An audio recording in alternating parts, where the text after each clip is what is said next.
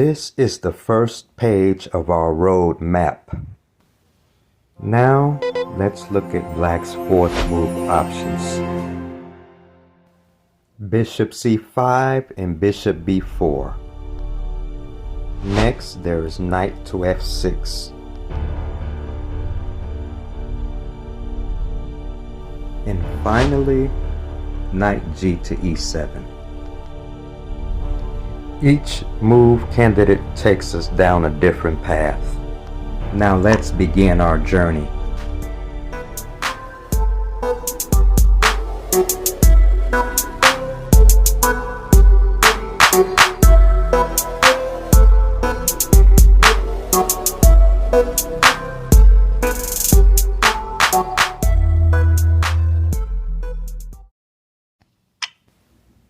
Bishop b4 is played to deprive white of developing the knight to c3. The knight on b1 is a very important piece in the Scotch.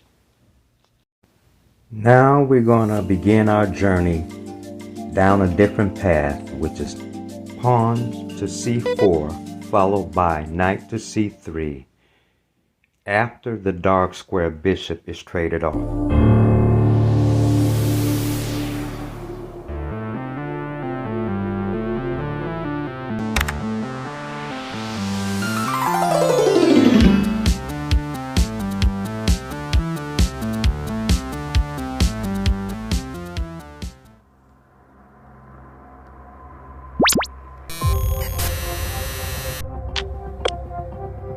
Bishop c5, Bishop e3, danger, threat detected. The threat is knight takes c6, followed by bishop takes c5. Smart move detected.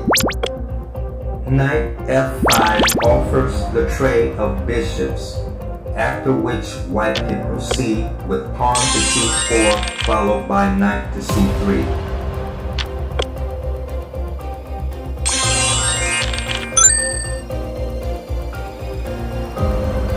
Caution. The e4 pawn is a target for black.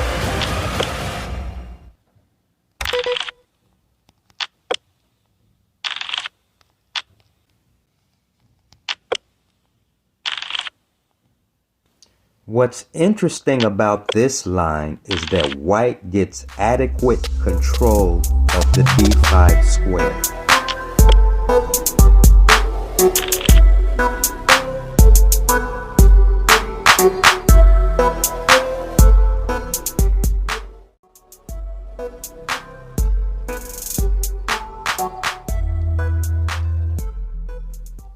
Now we have arrived in this continuation.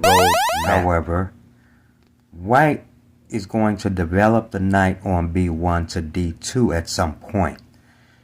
White's main choices are rook over to e1 after the bishop on f1 is moved, bishop to e3, or knight to d2.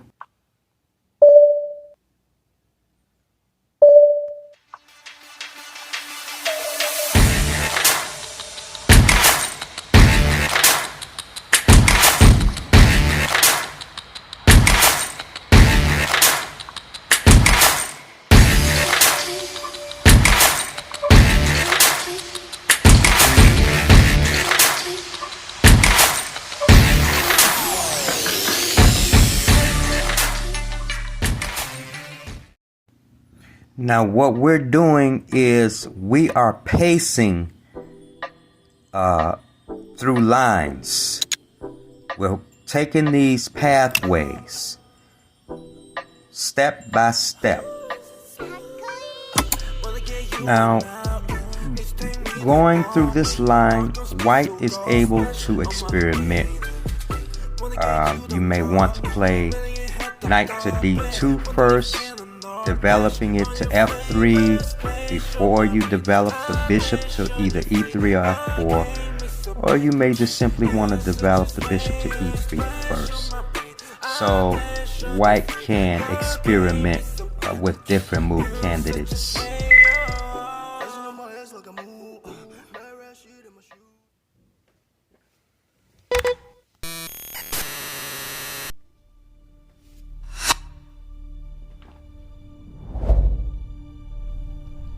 Attention, smart move detected.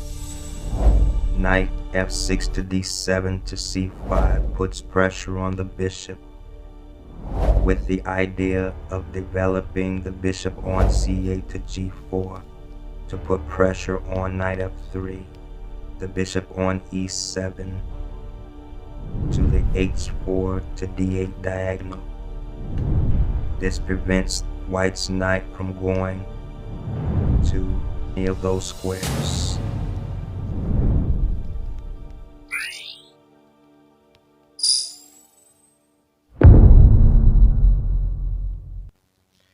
Alert!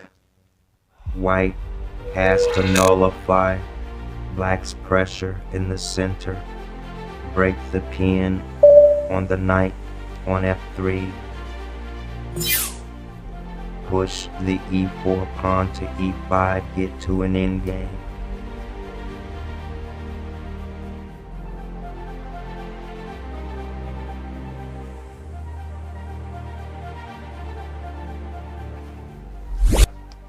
Black is going to use the half-open b file to attack the pawn on b2.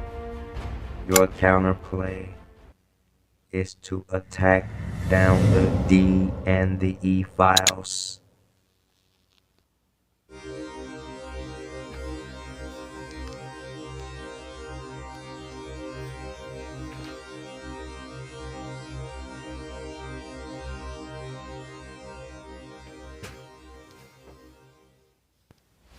Now, in order to get some activity going, white must jettison the e-pawn to e5. And that is the only way to challenge black's center on the dark squares. With pressure on the b2 pawn, white can just take on d6. And now the E file becomes open and the D file becomes half open. And now it's time to move to the next phase.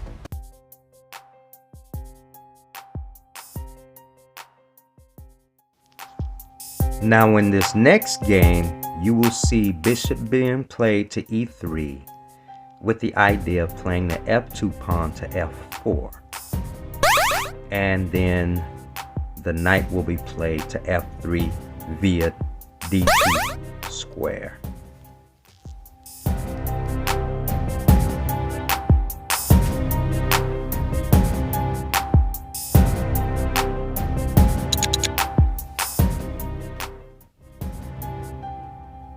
Bishop is operating on two diagonals. Another idea is to play the A pawn down the board so that black can play the bishop to provoke white to trade the light square bishops.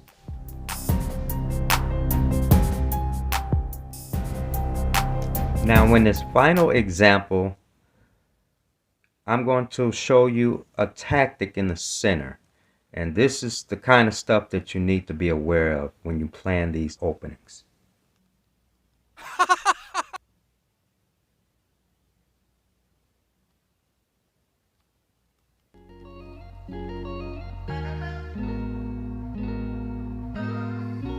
Again, understanding the dynamics of a position. Black sacrifices the knight on d4. Pay attention to the bishop on g7 and the rook on e8. Black will regain the piece.